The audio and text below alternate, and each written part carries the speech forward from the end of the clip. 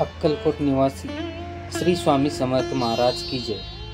नमस्कार मंडळी, आज मी तुमच्यासाठी स्वामींच्या पदस्पर्शाने पावन झालेले अक्कलकोट दर्शन संपूर्ण माहिती घेऊन आलेलो आहे। तरी हा व्हिडिओ तुम्ही शेवटपर्यंत बघा।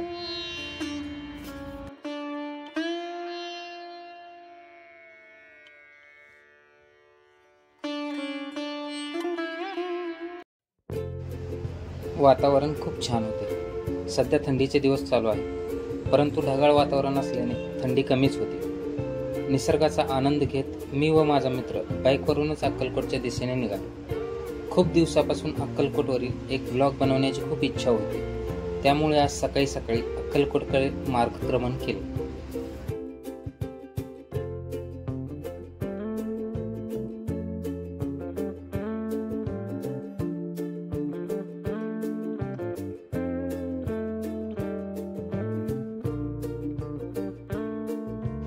या पृथ्वीवर 600 वर्ष मनुष्य रूप धारण करून आपल्या भक्तांना आशीर्वाद देणारे श्री स्वामी समर्थ महाराज, जे की श्रीपाद वल्लभ आणि श्री नृसिंह सरस्वती नंतर श्री गुरु दत्तात्रय यांचे तिसरे पूर्ण अवतार मानले जातात, जे की महाराष्ट्र राज्यातील सोलापूर जिल्ह्यामधील अक्कलकोट या गावी आजही विराजमान आहे। आणि ज्या घरामध्ये स्वामी समर्थ महाराज राहत होते, ते घर आजही आम्हाला अक्कलकोटमध्ये पाहावयास मिळणार आहे।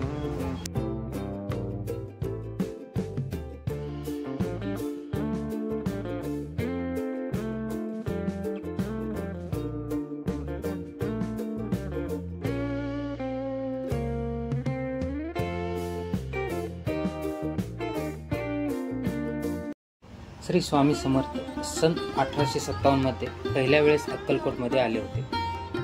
तेव्हा ते याच खंडोबा मंदिरामध्ये आले होते आणि चोळप्पा महाराजांच्या घरी जाण्या अगोदर श्री स्वामी समर्थ याच मंदिरामध्ये राहत होते। त्यामुळे या ठिकाणचे हे महत्त्व खूप आहे। त्यामुळे येथील दर्शन आपण सर्वप्रथम अवश्य करावे।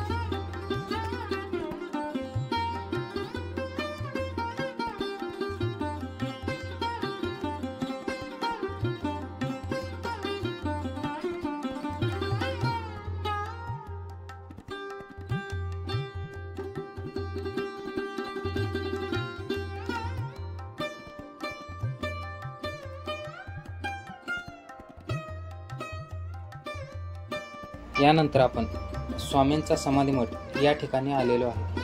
स्वामी समर्थ पूर्ण अक्कलकोटमध्ये फिरून आल्यानंतर सायंकाळी ते याच ठिकाणी येत असत आणि नंतर सन 1878 मध्ये स्वामी येथेच समाधी स्थित झाले आणि स्वामीजी समाधीस जाण्या अगोदर आपल्या भक्तांना वचन देतात, मैं गया नहीं, मैं हमेशा आपके साथ हूँ।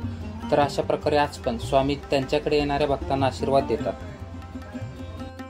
या मंदिराच्या मागील बाजूस स्वामीजींचे परमभक्त चोळप्पा महाराजांचा वाडा म्हणजेच त्यांचे घर आपणास पाहावयास मिळते। या ठिकाणी आज पण चोळप्पा महाराजांचे वंशज राहतात आणि याच घरामध्ये स्वतः स्वामी समर्थ महाराज राहत असत।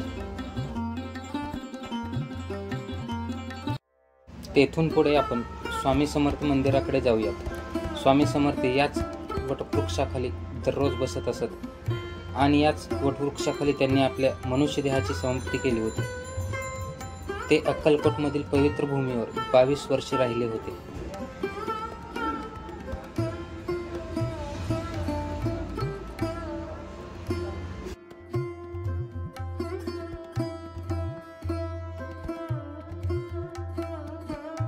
अतिशय भक्तिमय वातावरणात दर्शन झाल्यानंतर थोडा वेळ मंदिरामध्ये ध्यानधारणा केली। सगळीकडूनच स्वामी नामाचा गजर कानावर पडत होता। मन अगदी प्रसन्न झाले होते। भाविक भक्तांनी मोठ्या प्रमाणावर गर्दी केली होती। मंदिरातील सभामंडपावरील वटवृक्षासारखे केलेले नक्षीकाम, त्यामधील विद्युत रोषणाई सुंदररित्या साकारलेली आपणास दिसते। सभामंडपाच्या बाजूलाच असलेल्या ठिकाणी आपणास स्वामी समर्थांच्या पादुका, त्यांची वापरलेली रुद्राक्ष माळ तसेच त्यांचे कपडे आपणास पाहायला मिळतात। या ठिकाणी श्री स्वामी समर्थ महाराज विश्रांती घेत असत।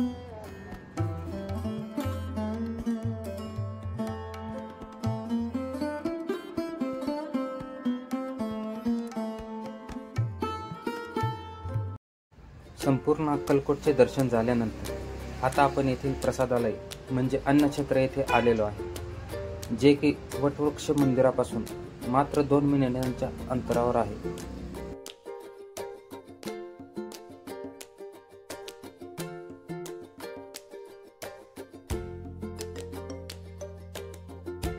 अन्नछत्राच्या बाजूलाच भक्त निवासाची व्यवस्था आहे, जेथे येणाऱ्या भाविक भक्तांची राहण्याची सोय आहे. स्वामी समर्थ अन्नछत्र मंडळाद्वारे येणाऱ्या भाविक भक्तांसाठी निःशुल्क प्रसादाची व्यवस्था केली जाते. सर्वप्रथम स्वामीजींना नैवेद्य दाखवून दुपारून 12 वाजल्यापासून 4 वाजेपर्यंत आणि सायंकाळी 8 वाजल्यापासून रात्री 11 वाजेपर्यंत येथे प्रसादालय चालू असते. प्रसादालयामधील व्यवस्था स्वच्छ आणि सुसज्ज अशी आहे. महिला भाविक व पुरुष भाविकांसाठी स्वतंत्र अशी बैठक व्यवस्था आहे.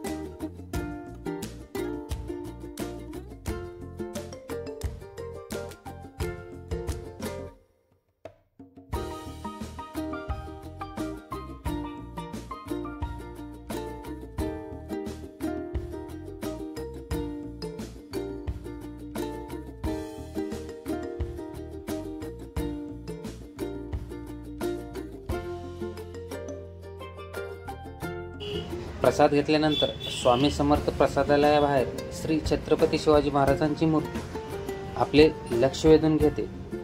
त्याच्याच बाजूला श्री स्वामी समर्थांचा अजान बाहू हा पूर्णाकृती पुतळा विशेष आकर्षणीय आहे.